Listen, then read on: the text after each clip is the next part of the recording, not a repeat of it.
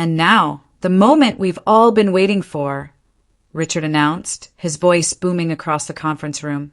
I stood near the front, my heart racing with anticipation. 7 years of 60-hour weeks, missed holidays, and proven results had led to this moment. Richard had promised me the vice president position 3 months ago during our private lunch meeting. Our new VP of operations is someone who brings fresh perspective and innovative thinking, he continued. I smoothed my blazer, preparing to step forward. Please welcome Tessa Monroe to the Vail Dynamics family. The air left my lungs. Tessa, Richard's 26-year-old niece, who'd worked here for barely 8 months, walked to the front wearing a triumphant smile. The room erupted in polite applause, though I noticed several colleagues shooting uncomfortable glances my way. My hands began trembling as the betrayal registered fully.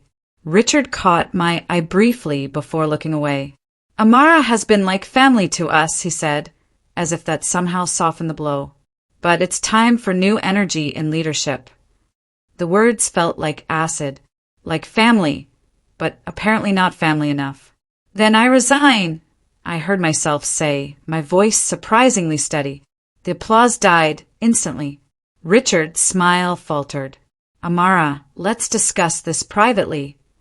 There's nothing to discuss, I interrupted, already walking toward the door. Effective immediately.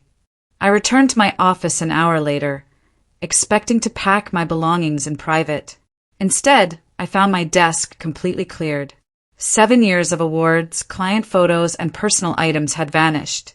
My hands shook as I tried my key card on the door. Access denied. Ms. Lewis. A security guard appeared behind me, his expression apologetic. I need to escort you from the building. Mr. Monroe's orders. My things. Already packed and waiting downstairs. The humiliation burned through me as I walked past former colleagues who suddenly found their computer screens fascinating. Nobody met my eyes. Nobody said goodbye. At the building entrance, a single cardboard box sat waiting, my 7 years reduced to recyclable packaging. Outside, the first snow of winter began falling, coating the city in white. I stood there holding my box, watching the flakes accumulate on my shoulders while employees hurried past, pretending not to see me. The cold seeped through my coat, but I barely felt it. My phone buzzed. A text from Noah, our data analyst. You need to see what they're hiding. I stared at the message, snow melting on my screen. The cafe Noah chose was deliberately inconspicuous, a dim corner establishment where Vail Dynamics employees never ventured. He arrived 10 minutes late, constantly glancing over his shoulder as he slid into the booth across from me. I shouldn't be doing this, he said immediately, pushing a manila folder across the table. But what they did to you was wrong. Inside were financial documents, expense reports, wire transfers, and invoices that made no sense. Hundreds of thousands of dollars flowing through accounts I'd never seen during my tenure as senior operations manager. What am I looking at? I asked. Embezzlement, Noah said quietly. Tessa's promotion wasn't about fresh perspective. It was about putting someone loyal to Richard in a position to approve fraudulent transactions. You would have noticed these discrepancies immediately. You're too thorough. My stomach dropped. How long has this been happening? At least 18 months, maybe longer. He tapped one document. See this vendor? Doesn't exist. The address is a P.O. box in Delaware, but someone's been approving payments to them for consulting services we never received. Someone being Richard. And now, Tessa. Noah leaned back, his face pale. They think you're gone.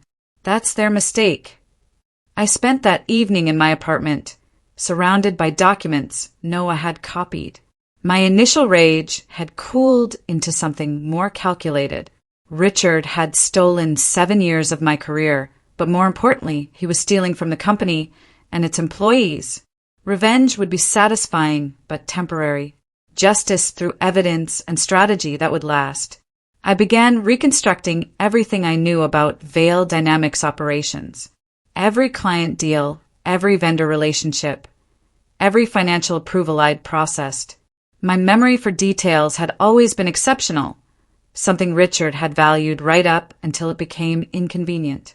My laptop glowed in the darkening room as I created spreadsheets, timelines, and documentation chains. If Noah was right about the embezzlement, there would be patterns. Inconsistencies I'd been too busy to notice while drowning in legitimate work. A notification appeared on my screen. Unknown number. You're being watched. I froze, reading it again. Then again. My fingers hovered over the keyboard, but before I could respond, my phone buzzed with another message from the same number. Stop digging. Final warning. I returned home late the next evening after visiting my lawyer. The hallway outside my apartment felt wrong somehow, too quiet, too still. My door was slightly ajar, though I distinctly remembered locking it that morning. My heart hammered as I pushed it open slowly. Hello. Silence. The apartment looked untouched at first glance. Then I noticed my desk. My laptop was gone. The documents Noah had given me were still there, but my computer with all my personal research had vanished. A yellow sticky note on my desk made my blood run cold. Stay out of Veil Dynamics. I grabbed my phone to call the police, then stopped. What would I tell them? That my former employer was warning me away from investigating them? With no proof of who'd broken in, the report would go nowhere. I walked to the window, ready to close the blinds, and my stomach dropped. A black sedan idled on the street below, its occupant invisible behind tinted windows. As I watched, it pulled away slowly, deliberately making sure I'd seen it. My hands trembled as I triple-checked all my locks that night, knowing sleep wouldn't come easily. I heard what happened, Evelyn Harper said when I answered her call the next morning.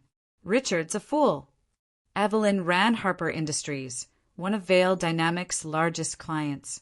I'd managed her account personally for 4 years, building a relationship based on trust and results. She was shrewd, powerful, and didn't tolerate incompetence. News travels fast, I replied.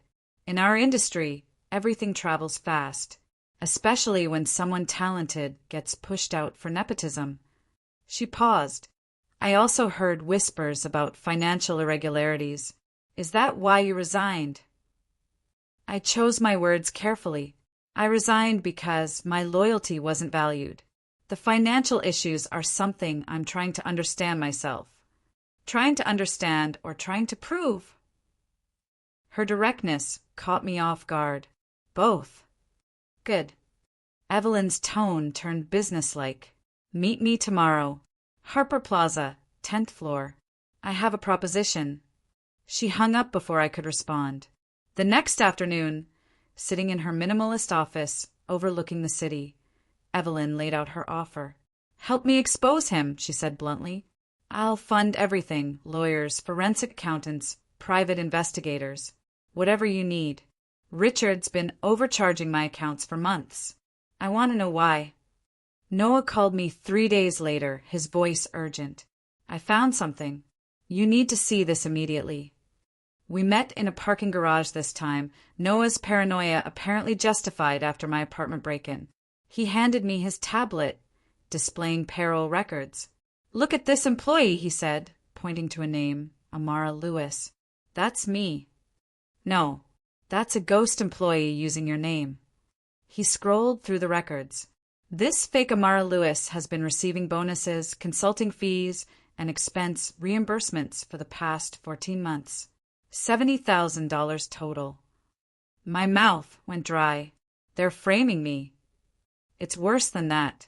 They're laundering money through fake employees and vendors, then using your name to cover their tracks. If this ever got audited, you'd be the one taking the fall. He pulled up another document, an approval form for a $50,000 consulting payment. The signature at the bottom read Amara Lewis, but I'd never seen the document before. Look closer, Noah said, zooming in on the signature. The handwriting was similar to mine, but not exact. The capital A had a distinctive loop I never made. That's not my signature. No, but I've seen that exact loop before. He pulled up another document, Tessa's employee onboarding paperwork. Her signature had the identical loop.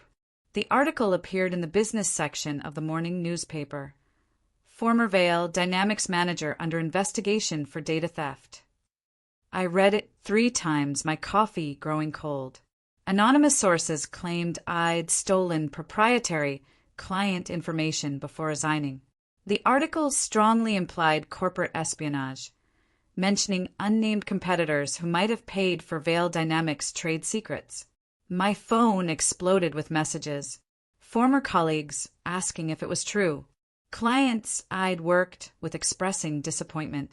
2 job interviews I had scheduled were quietly canceled. Richard was systematically destroying my reputation to prevent me from exposing him. I was still staring at the article when my phone rang. Unknown number. Ms. Lewis? This is Marcus Wade from the Financial Herald. I'm calling about the allegations against you. I have no comment, I said automatically. That's unfortunate because we have proof the allegations are fabricated, but you won't like who leaked them. He paused. It came from Vail Dynamics PR department. I have the original email chain. The question is, are you interested in fighting back? I sat up straighter. What do you need from me? Noah looked miserable when he arrived at my apartment that evening. Before he could speak, he handed me an envelope. I need to tell you something, he said. I wasn't completely honest before. My stomach tightened. About what?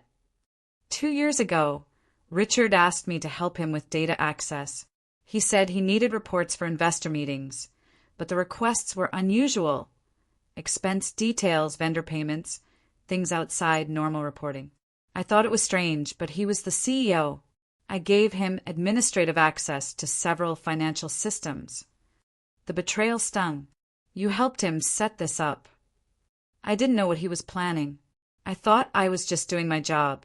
It wasn't until 6 months ago that I realized something was wrong. By then, the embezzlement system was already running. His hands shook. I'm sorry, Amara. I didn't understand what I was enabling. I wanted to throw him out, but then he reached into his jacket and pulled out a USB drive. This is how we burn him down, Noah said quietly. Every transaction, every fake vendor, every forged approval, it's all here. Timestamps, IP addresses, audit trails. Everything needed to prove Richard and Tessa orchestrated this, not you. I took the USB drive, my anger mixing with hope. Vail Dynamics was hosting its annual client appreciation gala that Friday. I hadn't planned to attend, but Evelyn convinced me otherwise. You need to remind them you're not hiding, she said. Let Richard see that you're still standing. I arrived alone, wearing my best black dress and borrowed confidence. The ballroom fell silent as I entered. Conversations stopped mid-sentence. Heads turned. Richard, holding court near the bar, froze when our eyes met. I walked directly toward him, my heels clicking on marble. The crowd parted. Amara, he said, recovering quickly. What a surprise. I didn't think you'd. I handed him a legal envelope. You've been served. His face went pale as he opened it. Inside was a notice of intent to file a civil lawsuit for defamation, wrongful termination, and fraud. Evelyn's lawyers had prepared it that afternoon.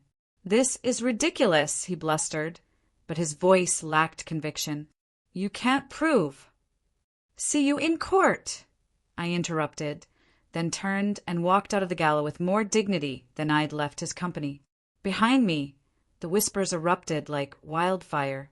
Richard's retaliation came Monday morning.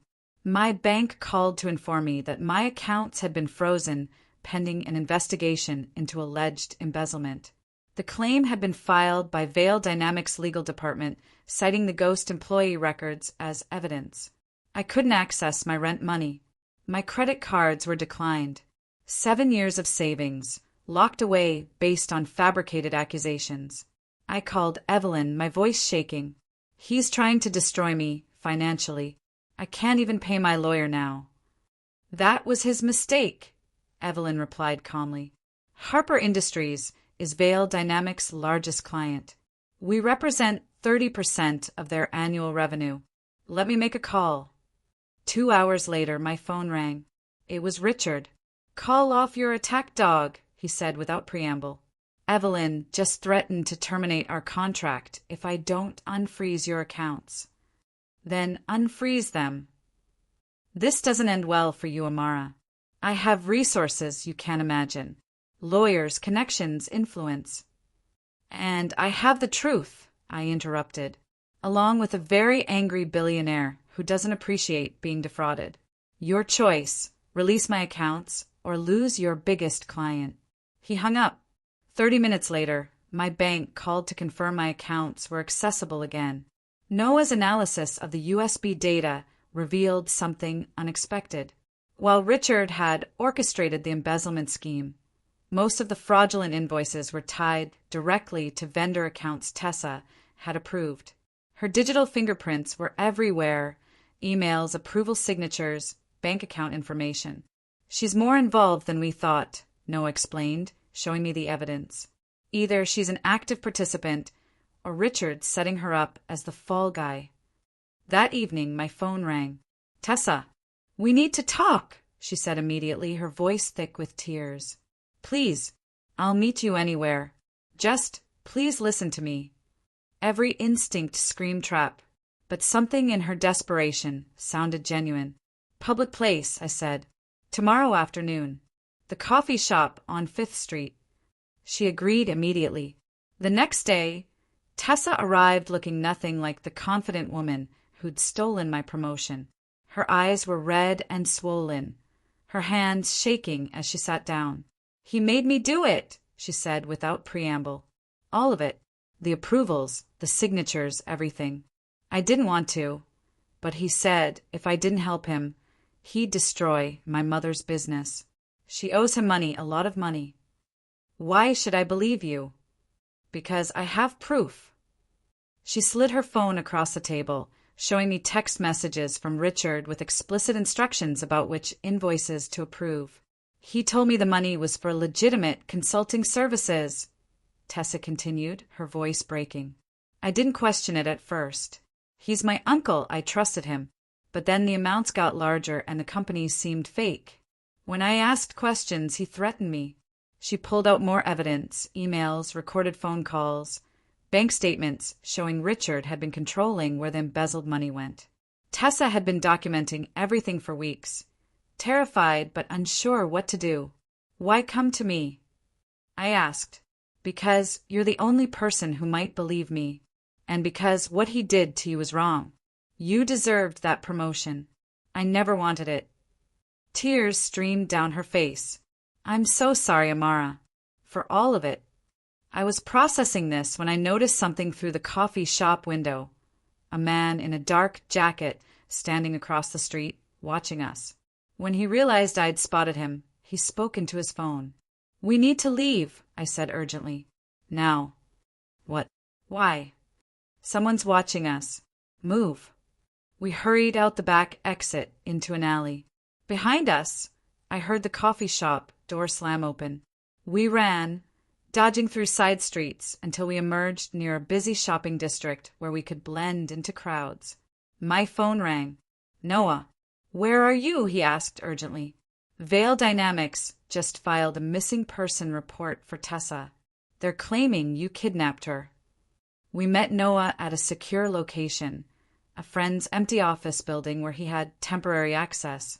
Tessa was shaking, her earlier composure completely shattered. I told you someone was listening, I said. Richard must have been tracking your phone. Noah confirmed it by running diagnostics. Spyware. He's been monitoring every call, every text, every location ping. What do we do? Tessa asked, her voice small. We record everything you just told me, I said. Every detail, every threat, every piece of evidence you have. Then we get you somewhere safe before Richard finds you. We spent 2 hours recording Tessa's confession, her uncle's threats, the fake companies, the approval process, everything. Noah backed up the files to 3 separate cloud services. The police won't help until we have undeniable proof, Noah said. Right now, it's your word against a CEO's. We were preparing to leave when Noah's phone buzzed with a news alert. Breaking news, he read aloud, his face draining of color. Tessa Monroe, VP of Operations at Vail Dynamics, reported missing after meeting with disgruntled former employee. Family fears foul play. The article included my photo. Richard was painting me as dangerous, unstable, possibly violent. They're turning me into the villain, I whispered. No, Tessa said firmly, surprising me with her sudden resolve. We're going to clear your name. I'll testify to everything. I don't care what he does to me anymore. But first, we needed to disappear before Richard's people found us. By morning, my face was everywhere. Local news ran the story. Vail Dynamics, VP missing. Former manager sought for questioning. They showed footage of me leaving the coffee shop with Tessa, edited to look suspicious. Evelyn called, her voice tight with anger. Richard's playing this perfectly. He's positioning himself as a concerned family member while making you look like a desperate criminal. The police issued a statement asking you to come forward voluntarily. I didn't kidnap her. She came to me. I know, but right now, public perception is destroying you. We need to shift the narrative fast. Noah had taken Tessa to a safe house owned by his cousin outside the city. Meanwhile, I was effectively trapped in my apartment, knowing that stepping outside meant immediate police attention. Then Evelyn called with news that changed everything. My security team found something, she said. Traffic camera footage from the night Tessa supposedly disappeared. Richard's head of security, Marcus Bishop, was seen following you both from the coffee shop. The timestamps prove Tessa left with you voluntarily, and that Bishop was surveilling her. Can we use this? Already sent to my lawyers. But there's more. Bishop picked up Tessa's car from her apartment that same night and drove it to an abandoned lot across town. The police found it this morning, which is why they think she's missing. But the footage proves Richard staged it. Richard's strategy was becoming clear. Frame me for Tessa's disappearance while simultaneously destroying any credibility I had. Even if we proved Tessa was safe, the damage to my reputation might be permanent. But two could play the manipulation game. Working with Evelyn's communications team, we began leaking carefully selected pieces of evidence to the press. Not enough to show our full hand, but enough to raise questions. Anonymous tips about financial irregularities at Vail Dynamics. Hints about ghost employees. Copies of the traffic camera footage showing Bishop's surveillance. The narrative began shifting. Business reporters started asking questions. Investors demanded answers. Vail Dynamics' stock price dropped 8% in a single day. That afternoon, Richard called me directly. You're making a mistake, he said, his voice cold. You can't win this. I have lawyers, resources, connections in law enforcement. This crusade of yours will end with you in prison. I don't think so. I'm offering you a deal. Come back to Vail Dynamics. VP position, $200,000 salary, full benefits. We'll issue a joint statement saying this was all a misunderstanding. Tessa will return safely, no questions asked. Everyone wins. Except the truth. The truth is expensive, Amara. Are you really willing to pay that price? I hung up without answering. Richard's offer revealed his desperation. He was worried. Good. He should be. That evening, I received a text from an unknown number. Tessa's alive. Meet me at the pier. Midnight. Come alone. Every thriller movie I'd ever watched screamed that this was a trap. But the message included a photo. Tessa holding today's newspaper, looking frightened but unharmed. I called Noah. I think Richard's people found her. Don't go. It's obviously a setup. But what if they hurt her? What if this is real? Evelyn, when I called her, was more pragmatic. If you go, take backup. I'll send my security team. They'll keep their distance, but stay close enough to intervene if needed. At 11:30, I drove to the industrial pier where shipping containers created a maze of shadows. Evelyn's security team followed in an unmarked vehicle, staying far enough back to remain invisible. The pier was deserted, just empty warehouses and the sound of water lapping against concrete. I parked and walked toward the meeting point, my phone recording everything in my pocket. A figure emerged from behind a container. Tessa, looking terrified. "I'm sorry," she whispered as I approached. "They made me." Gunshots cracked through the night. We both dropped, scrambling behind a container as bullets sparked off metal. "Run!" I screamed, grabbing Tessa's arm. We sprinted between containers while bullets pursued us, ricocheting off steel with deafening clangs. Behind us, I heard shouting. More gunshots. Then different sounds, Evelyn's security team engaging our attackers. Professional voices calling out positions, returning fire. Tessa and I reached my car, threw ourselves inside, and I floored the accelerator. In my rear-view mirror, I saw muzzle flashes and shadows moving between containers. Evelyn's people were buying us time. "Are you okay?" I gasped as we sped away from the pier. Tessa was crying, hyperventilating. "They grabbed me 2 hours ago. From Noah's cousin's house. I don't know how they found me. They said if I didn't lure you to the pier, they'd kill my mother." "Your phone." "Noah checked it for spyware, but there must have been something else. A tracker in your bag, your clothes." She frantically emptied her pockets, then stopped. Her necklace, a gift from Richard at her promotion party. She ripped it off and threw it out the window. We drove to a police station, where Evelyn met us with her lawyers. But before we could enter, Tessa handed me something she'd been clutching, a USB drive. "Richard's offshore accounts," she said. "Bishop had it in his jacket. I stole it during the struggle. Everything, bank records, shell companies, years of transfers. It's all there." We uploaded everything to the cloud from the police station lobby.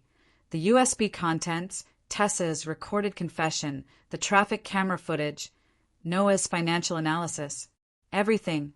We sent copies to Evelyn's lawyers, the FBI's white-collar crime division, the Securities and Exchange Commission, and 3 major news organizations. Then we walked inside and told the police everything. By dawn, the story had exploded. Every major news outlet ran variations of the same headline: Veil Dynamics CEO under investigation for embezzlement and attempted murder. Richard's face appeared on screens everywhere, looking haggard and defensive as reporters swarmed his house. An arrest warrant was issued by 8 a.m. Richard was taken into custody outside Veil Dynamics headquarters, video capturing his humiliation as officers led him away in handcuffs. Tessa and I watched it from Evelyn's conference room, exhausted but relieved. "It's over," Tessa said quietly. "Not yet," I replied. "Now comes the trial." The trial began 3 months later. The courtroom was packed with media, investors, and former Veil Dynamics employees curious to see how their CEO would defend himself. Richard pleaded not guilty to all charges: embezzlement, fraud, attempted murder, witness intimidation. His lawyers argued that Tessa had orchestrated everything, that I was a disgruntled former employee seeking revenge, that the evidence had been fabricated. They painted Richard as a victim of an elaborate conspiracy. Then Noah took the stand. He walked the jury through every transaction, every fake vendor, every ghost employee. He showed them the digital audit trails proving Richard's personal laptop had approved fraudulent payments. He presented IP addresses, timestamps, and bank records that demolished any claim of innocence. "How can you be certain Mr. Monroe was personally involved?" the prosecutor asked. "Because he was sloppy," Noah replied. "He thought deleting files meant they were gone. But digital forensics recovered everything, including emails where he explicitly instructed Ms. Monroe to approve specific fraudulent invoices." Richard's face went red as his lawyers objected frantically. but the evidence was overwhelming. The trial's biggest surprise came on day 4 when Evelyn took the stand. Richard's lawyers had tried to block her testimony, but the judge allowed it. "Ms. Harper," the defense attorney said, "isn't it true that you also profited from the alleged scheme? That you received kickbacks from Mr. Monroe?" The courtroom gasped. Evelyn looked at me briefly, something unreadable in her expression. "Yes," she said quietly. 10 years ago, Richard approached me with an opportunity. Inflate my invoices, split the difference. I was younger, ambitious, and unethical enough to agree. We did it for 2 years before I stopped. I felt the ground shift beneath me. Evelyn had been complicit. "So you're testifying against your former partner in crime?" the attorney pressed. "I'm testifying because I learned that some things matter more than money. Integrity, justice, making amends for past mistakes." She looked directly at Richard. "I won't let another innocent person be destroyed to protect our old crimes. Ms. Lewis deserves better than that." Her testimony was damning, not just to Richard, but to herself. By admitting her involvement, she destroyed her own reputation to save mine. The jury deliberated for 2 days. When they returned, the verdict was unanimous on all counts. Guilty. Richard's sentencing hearing was brief. 15 years for embezzlement, conspiracy, and fraud. Additional charges for attempted murder were still pending. As officers led him away, he looked at me one final time, his expression hollow. I felt no triumph, just exhaustion and relief. Outside the courthouse, reporters surrounded us. Tessa read a brief statement taking responsibility for her part in the scheme, announcing she'd pled guilty to lesser charges in exchange for her testimony. She'd served 2 years probation and community service. "What's next for you, Ms. Lewis?" a reporter asked me. "Rebuilding," I said simply. That evening, I met with Evelyn at her office. She'd resigned from Harper Industries' board, though she remained the majority shareholder. Her admission during the trial had cost her reputation, board positions, and speaking engagements. "Why did you do it?" I asked. "You could have stayed silent." "Because some debts can't be paid with money," she replied. "I enabled Richard 10 years ago. Maybe if I'd spoken up then, none of this would have happened. I couldn't stay silent again." She handed me an envelope. "This is for you." Inside was a business plan and a check for $2 million. "Start your own company," Evelyn said. "Do it right. Be the leader Richard never was." 23. Among the documents Tessa had recovered was something unexpected, a forgotten trust fund in my name. Richard had established it 7 years ago, back when he genuinely planned to make me his successor. The account had grown to nearly $400,000. Why did he set this up? I asked the estate lawyer handling Richard's assets. According to the original documentation, he intended it as succession planning. You were supposed to receive it when you became VP. Then, the lawyer shrugged. Greed changes people. He forgot about the account, or chose to ignore it. I stared at the paperwork, my emotions complicated. Had there been a version of Richard who genuinely valued me, before corruption consumed him? I'd never know. That man, if he existed, was gone. I used the money as seed capital, combining it with Evelyn's investment. Within 6 months, I'd registered Phoenix Strategies, a consulting firm focused on ethical business practices and financial transparency. My first employees were former Vail Dynamics staff who'd been laid off when the company imploded after Richard's conviction. They joined me, eager for a fresh start with leadership they could trust. 24. 9 months after my resignation, I stood in my new office overlooking downtown. Phoenix Strategies occupied 2 floors of a renovated building, our client list growing weekly. Companies that valued integrity over shortcuts sought our services. Tessa had completed her community service and started college, pursuing a degree in business ethics. We spoke occasionally, not quite friends, but no longer adversaries. She'd sent me a card on our company's opening day, Thank you for giving me the chance to be better. Noah ran our data analysis department, using his skills to help clients detect the exact kind of fraud that had destroyed Veil Dynamics. My phone buzzed with a news alert. Veil Dynamics files for bankruptcy. Once mighty tech firm collapses under scandal. I should have felt vindicated.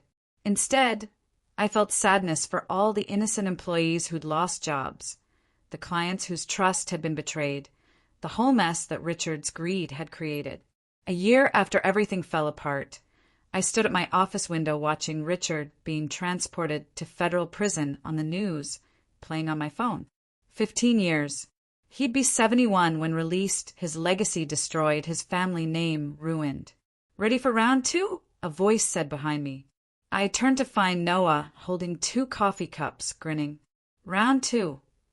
3 new client pitches this week. Harper Industries just doubled their consulting contract. And he paused dramatically. We received an inquiry from the FBI. They want to hire us to review financial systems at companies under investigation. I accepted the coffee, allowing myself a small smile. Then I suppose we'd better get to work. As Noah left to prepare for our morning meeting, I looked once more at Richard's image on my phone. 7 years of loyalty, stolen by greed and betrayal. But from those ashes, something stronger had emerged. Phoenix Strategies wasn't just a company. It was proof that integrity could triumph over corruption, that loyalty evolved when betrayed, and that sometimes the worst things that happen to us become the catalyst for our greatest achievements. I whispered to my reflection in the window, loyalty doesn't die. It evolves. Then I turned away from the past and walked toward the future I'd built, one honest decision at a time.